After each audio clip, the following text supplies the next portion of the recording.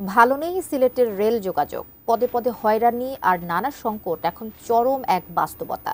যাত্রী ভোগান্তি আর প্রশাসনিক জটিলতায় জোড়াতালি দিয়ে রেল পরিচালনার কারণে রেল সেবা আস্থা হারাচ্ছে যাত্রীদের কাছে।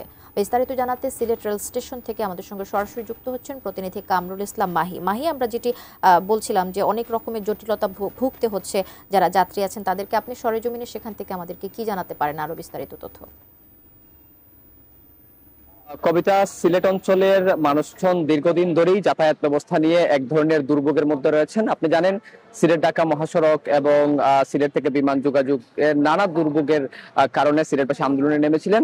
বিকল্প পথ হিসাবে রেলের যে বিষয়টি সেটি সামনে আসছিল এবং রেলের বিষয়টি নিয়ে তারাও আন্দোলন করছিলেন। কিন্তু সিলেট রেল স্টেশনের যে অবস্থা বা রেলের যে যাত্রী সেবার মান সেটি একেবারেই নিম্নমানের। টিকিট কালোবাজারি থেকে নিয়ে ট্রেনের শিডিউল বিপর্যয় সবকিছুই আসলে এখানে একটা ভগ্নদশার মধ্যে রয়েছে। এবং আপনি জানেন, সিলেটের যে রেল যোগাযোগ সেটি আসলে অনেকাংশেই ভেঙে পড়েছে। কারণ সাম্প্রতিক সময়ে আমরা দেখেছি কয়েক মাসের ব্যবধানে কিন্তু বেশ কয়েকটি ট্রেন দুর্ঘটনা ঘটেছে। ট্রেন দুর্ঘটনার কারণে শিডিউল বিপর্যয় হয়েছে।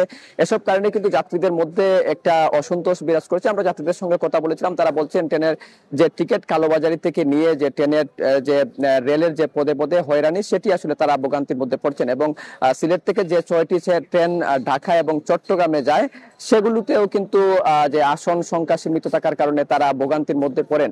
তো সব মিলিয়ে বলা চলে, রেল স্টেশন কর্তৃপক্ষের সঙ্গে আমরা কথা বলেছিলাম, তারা বলছেন ট্রেনের আধুনিকায়ন নিয়ে তারা সবসময় কাজ করছেন এবং রেল বিভাগের যে কেন্দ্রীয়ভাবে তারা বিষয়টি অবহিত করেছেন। এবং আমরা দেখেছি সাম্প্রতিক সময়ে সিলেট জেলা প্রশাসনের পক্ষ থেকে রেল স্টেশন পরিদর্শন করা হয়েছে। দুদকের একাধিক টিমও কিন্তু সিলেট রেল স্টেশন পরিদর্শন করেছেন। তো সব মিলিয়ে বলা চলে, রেল স্টেশনের যে যাত্রী সেবার মান সেটি একেবারেই নিম্নমানের এবং যাত্রীদের অসন্তোষ ভোগান্তি বেড়েই চলছে।